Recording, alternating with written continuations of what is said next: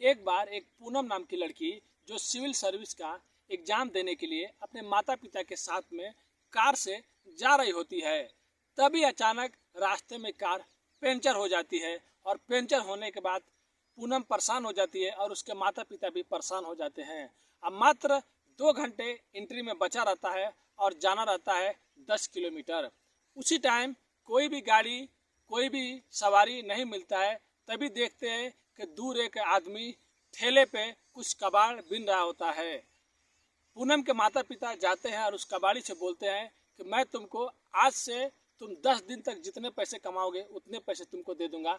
मेरी लड़की को सही टाइम पे शहर पहुंचा दो, उसके बाद तुम जो बोलोगे वो मैं करूंगा।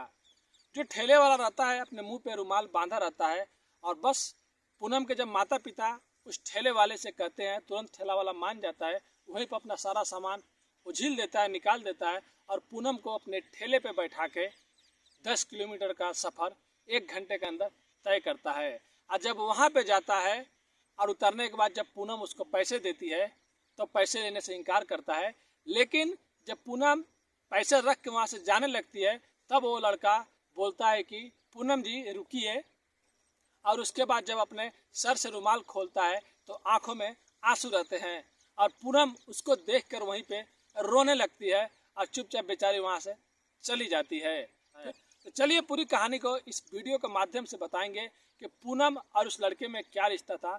उससे पहले आप लोग से रिक्वेस्ट करते हैं अगर आप हमारे चैनल पे नए हैं तो चैनल को सब्सक्राइब, लाइक, शेयर कर दीजिए ताकि अगला वीडियो सबसे पहले आप लोगों तक पहुंच सके। तो नमस्ते, आदाब, सत श्री अकाल। आज की जो मैं सच्ची घटना आप लोग को मैं सुनाने जा रहा हूं, एक कहानी कर्नाटक की मैसूर जिले से शुरू होती है।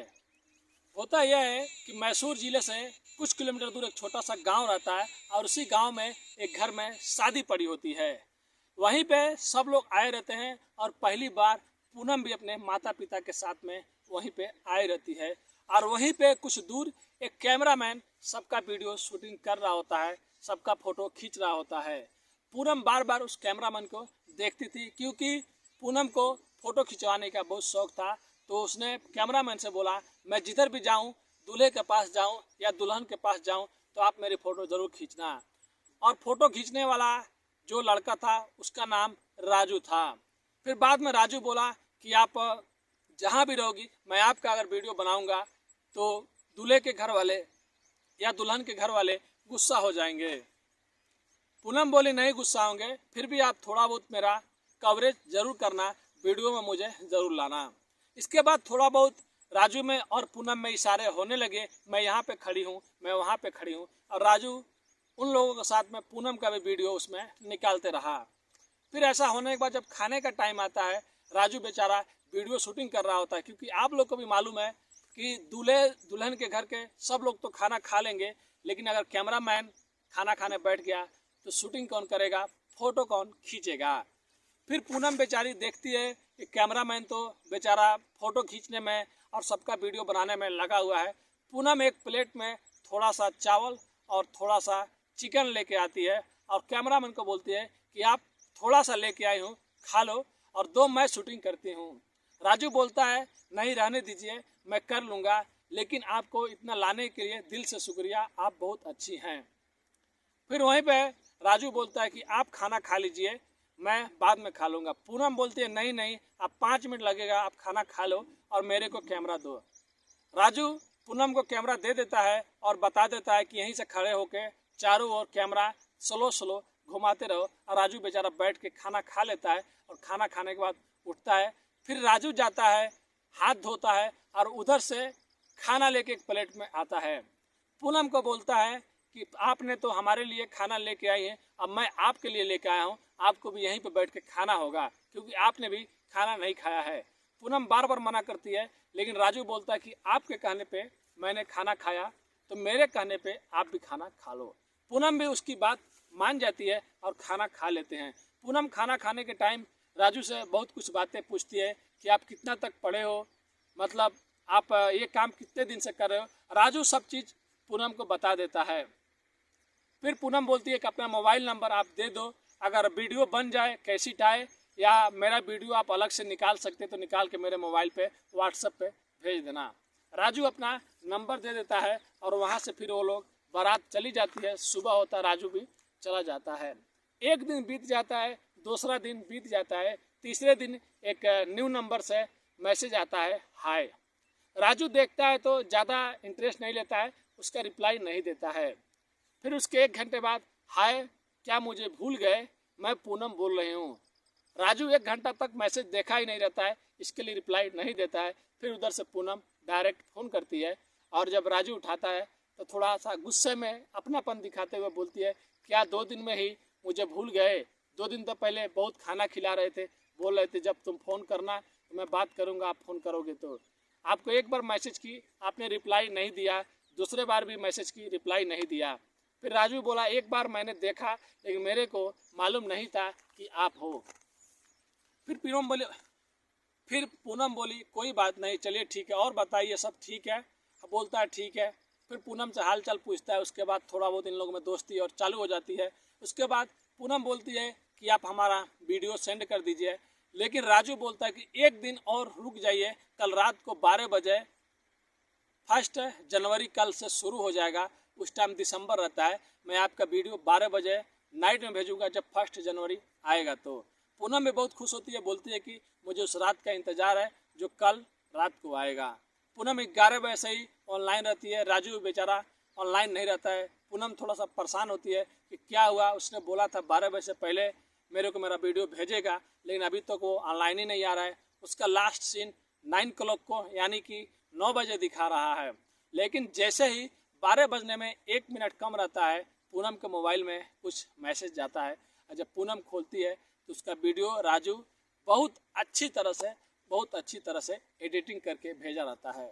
पूनम जब वो वीडियो देखती है तो थैंक यू वेरी मच और हैप्पी न्यू ईयर का उसको विश करती है। उसके बाद राजू भी उसको विश करता है। फिर पूनम उससे थोड़ा सा फ़ोन पे बात करती है और पूछती है, और बताइए आपके घर में कौन कौन है? राजू बताता है कि मेरे एक माँ बाप हैं और एक बहन है और मैं ही घर का कमाने वाला हूँ। फिर इसके बाद पूनम से और भी दोस्ती हो जाती है। उसके 1 दिन 2 दिन बाद ये अक्सर थोड़ा बहुत बातें करने लगते हैं और जिस शहर में पूनम पढ़ने जाती थी कभी कभी, क्योंकि वो कोचिंग क्लास करती थी, वहीं से थोड़ा सा दूर पे राजू भी स्टूडियो में काम करता था। तो बाद में ये लोग एक दूसरे से मिलने लगे और ये सिलसिला 1 साल तक चला। उसके बाद पूनम बोली, अभी मेरा पढ़ाई का ज़्यादा ध्यान है, मैं पढ़ना चाहती हूँ। अब मेरे घर वाले भी बोल रहे हैं कि तुम शादी कर लो, शादी के बाद पढ़ना, मेरे को समझ में नहीं आ रहा है। फिर उस टाइम पूनम ही राजू को प्रपोज करती है और बोलती है कि क्या तुम मेरे से शादी करोगे? क्योंकि शादी करने के लिए पैसे ज़्यादा नहीं होना चाहिए, एक अच्छा लाइफ पार्टनर होना चाहिए, जो मैं जानती हूँ कि तुम बहुत अच्छे इंसान हो 1 साल से और तुम अच्छे हमेशा मेरे को रखोगे। राजू पहले सोचता है, क्योंकि राजू भी पूनम को चाहता था, लेकिन उसके बाद राजू भी हाँ कर देता है और पूनम और राजू कुछ दोस्तों के साथ में शादी कर लेते हैं, कोर्ट मैरिज। जब कोर्ट मैरिज कर लेते हैं और पूनम के घर वालों को जब पता चलता है तो लोग गुस्सा हो जाते हैं और पूनम को समझाने लगते हैं कि तुमने क्या किया, तुमको कितना समझाया था, तुम्हारा अभी सिविल सर्विस का, तुमको एसडीएम बनना है, तुमको कितने सपने तुमने देखे थे, अब तुम ऐसे लड़के से शादी कर ली जो तुम्हें पढ़ा भी नहीं सकता है, तुमको वो कोर्स करा भी नहीं सकता है। वो पूनम अपने राजू से सब चीज़ बताती है कि मेरे माता पिता ऐसे ऐसे बोल रहे हैं। राजू बोलता है कि मैं दिन भर मेहनत करूंगा, रात को भी मेहनत करूंगा, लेकिन तुमको पढ़ाऊंगा, तुम टेंशन मत लो, जो लास्ट टाइम या जो लास्ट जितना भी कोर्स करना है मैं तुमको कराऊंगा।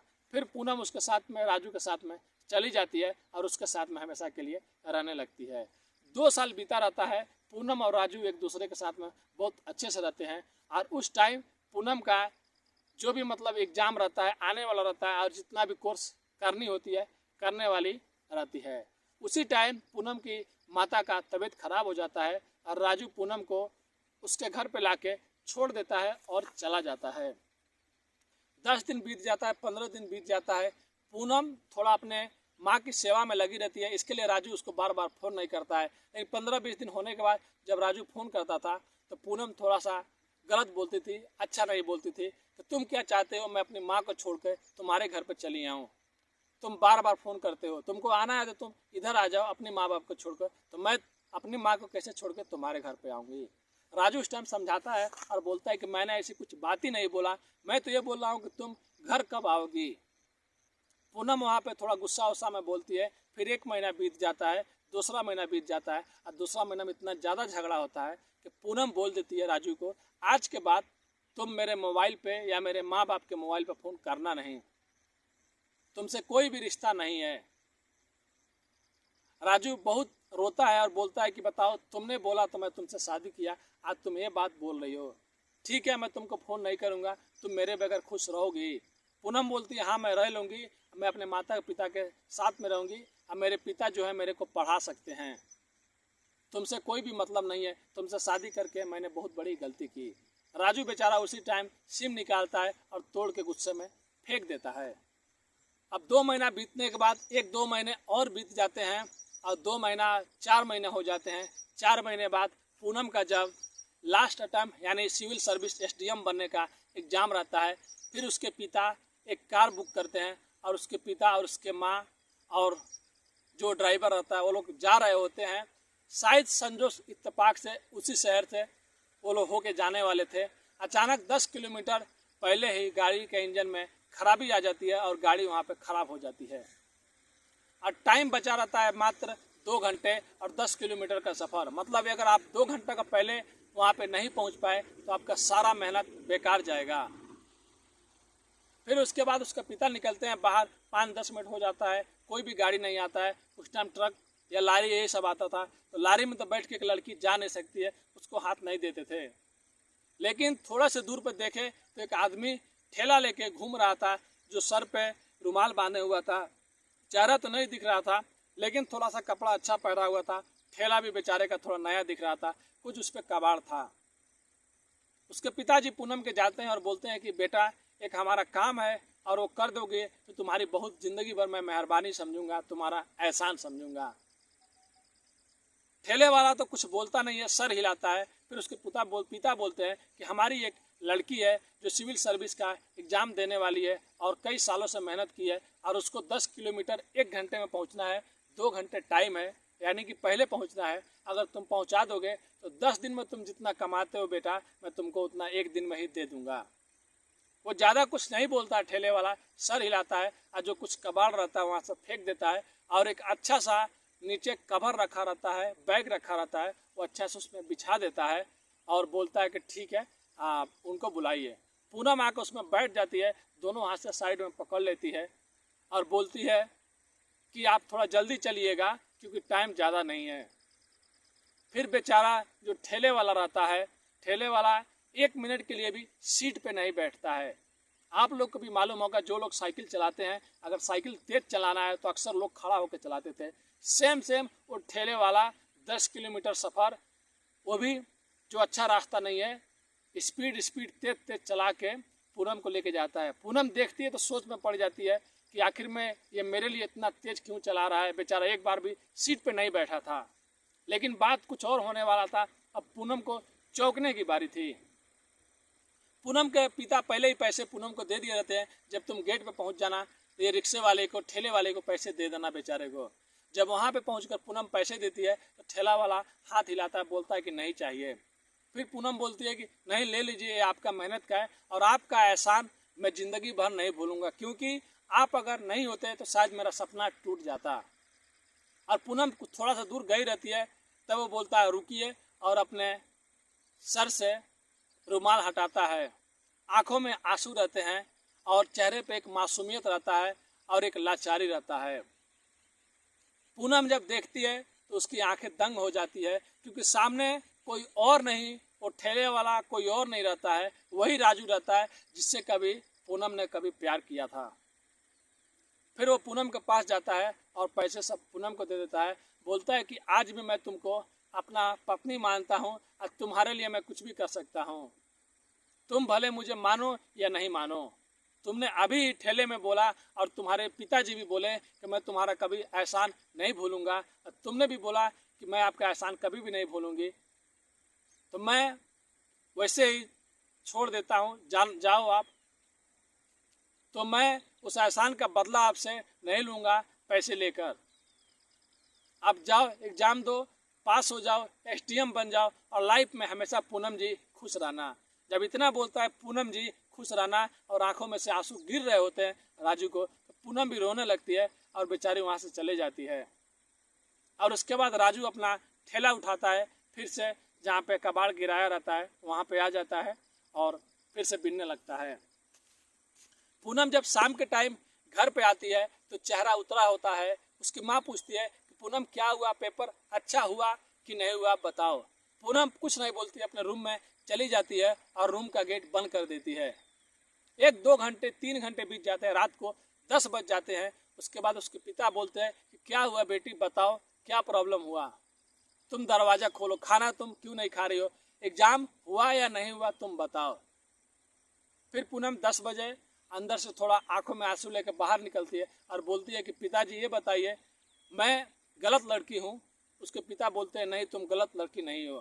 तो बोलती है कि तब आप जब मैं शादी की तो आप मेरे को क्यों बोले कि मैं गलत लड़की हूँ, या मैं तुम गलत लड़के से शादी कर रहे हो, तुम्हारी फैसला गलत है। फिर उसके पिता बोलते हैं ये बताओ तुम जिस लड़के से शादी की थी उसके साथ में रह रही थी वो तुम्हारे लिए क्या किया, तुम उसके साथ में 2 साल रही, 2 साल में क्या किया, थोड़ा बहुत बस नाम लिखवाया, तुम्हारा कदर भी नहीं किया, तुमको अच्छे घर में रखा भी नहीं। प्यार से पेट नहीं भरता, उसके लिए खाना चाहिए, उसके लिए पैसे चाहिए। फिर वहीं पे पूनम बोलती है कि आप आज जिस ठेले वाले को एहसान मान रहे थे, अगर वो सामने आ गया, अब मैं एसडीएम बन गई तो आप उसके लिए क्या करोगे।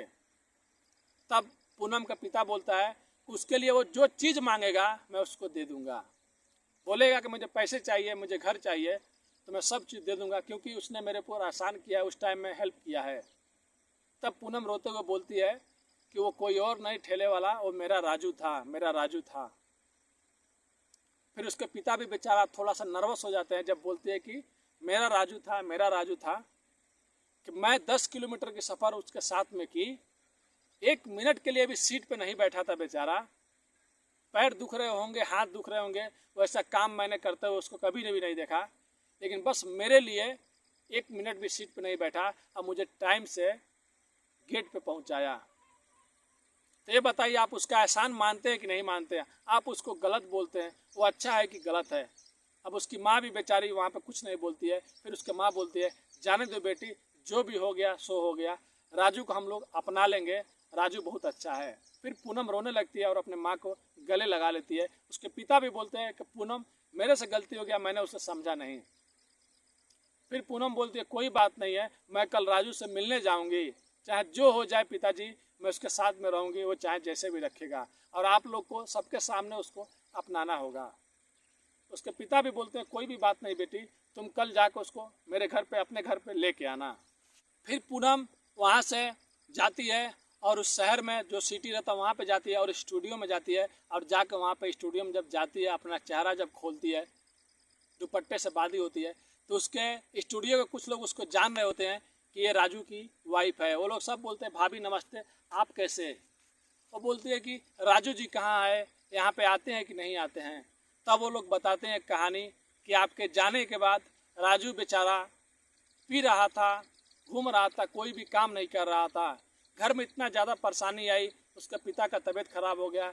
उसके बाद वो कैमरा बेच दिया, अपना जो भी सामान था सब चीज़ बेच दिया, स्टूडियो भी आना बंद कर दिया। कोई भी उसको काम भी नहीं देता था कि दारू पिएगा। इसके वजह से वो अपना एक ठेला बनवाया और घूम घूम के बेचारा कबाड़ बीनता है, बस भाभी आपके वजह से। पूनम भी सबके सामने रोने लगती है। फिर कोई बताता है कि भाभी मैं आपको बताता हूँ इस टाइम राजू कहाँ पे होगा। पूनम वहाँ पे जाती है और राजू के सामने खड़ा होकर हाथ जोड़ के माफ़ी मांगने लगती है और उसके पैरों में गिर जाती है और बोलती है कि मुझे माफ़ कर दीजिए। राजू तो पहले बेचारा साइड में घूम जाता है, लेकिन बार बार पूनम के माफ़ी मांगने की वजह से राजू घूमता है और बोलता है कि तुम मेरी बीवी थी और मेरी बीवी हो और मेरी बीवी रहोगी। पति से कभी भी माफ़ी नहीं मांगते हैं, अगर गलती हो गया, तुमने गलती मान लिया, वही मेरे लिए बहुत कुछ है। फिर बाद में पूनम बोलती है कि आपको मेरे साथ में मेरे घर पे चलना पड़ेगा, बाबूजी बुलाए हैं। राजू बोलता है क्यों, उन्होंने तो मुझे बोला था कि कभी अपनाऊंगा नहीं, अभी किस लिए बुला रहे हैं हम। सब बात पूनम बताती है, फिर अपने घर पे लेकर आती है। उसका पिता राजू को गले लगाते हैं और बोलते हैं कि बेटा हमसे गलती हो गया और हम लोग तुम्हारे लिए एक अच्छा सा शॉप खोल के देंगे, तुम शॉप चलाना और पूनम का ख्याल रखना, कोई कभी किसी चीज़ की ज़रूरत पड़े तो हम लोग को याद करना। फिर उसके माँ भी राजू को माफ़ कर देती है। फिर राजू पूनम को लेकर अपने घर पे आता है। उसके माँ बाप भी बहुत खुश होते हैं और राजू की बहन भी बहुत खुश होती है, क्योंकि उसकी भाभी एसडीएम का एग्ज़ाम दिए रहती है। 2-3 महीने बीते ही रहते हैं। फिर उसके बाद एग्ज़ाम का डेट मतलब उसका क्लियर आ जाता है, रिजल्ट आ जाता है। उस टाइम जब जाकर देखते हैं तो पूनम एसडीएम बन गई होती है। अब पूरे गांव में और ससुराल में पूरा हल्ला हो जाता है। फिर राजू उस दिन पूरे गांव में मिठाई बांटता है और उसके बाद पूनम के साथ में ही पूनम बोलती है कि मैं आपसे दूर नहीं रह सकती हूँ, इसीलिए आप ड्राइवर की जॉब करना और मेरा गाड़ी आप ही चलाना, और हम दोनों लोग जहाँ पे जाएंगे तहाँ पे जाएंगे, क्योंकि मुझे आपकी ज़रूरत है। फिर उसके बाद पूनम एसडीएम बन जाती है और उसके साथ में उसका पति ड्राइवर बन जाता है और फिर से वो लोग अच्छे खुशी से रहने लगते हैं। तो कैसे एक ठेले वाला अपनी बीवी को पढ़ा लिखा के एसडीएम बनाया, तो यार आम इंसान क्यों नहीं पढ़ा सकता है। तो लड़कियां कभी किसी से कम नहीं थी और ना कभी किसी से कम होगी। तो आज की कहानी यही थी दोस्तों। कहानी कैसी लगी कमेंट करके ज़रूर बताइएगा। अगर थोड़ा सा भी अच्छा लगा हो तो आप लोग से हाथ जोड़ के विनती करता हूँ, चैनल को सब्सक्राइब, लाइक, शेयर कर लीजिएगा, ताकि अगला वीडियो सबसे पहले आप लोगों तक पहुँच सके। मिलते हैं नेक्स्ट वीडियो में कुछ अच्छी कहानियों के साथ। अभी के लिए अलविदा लेते हैं। धन्यवाद।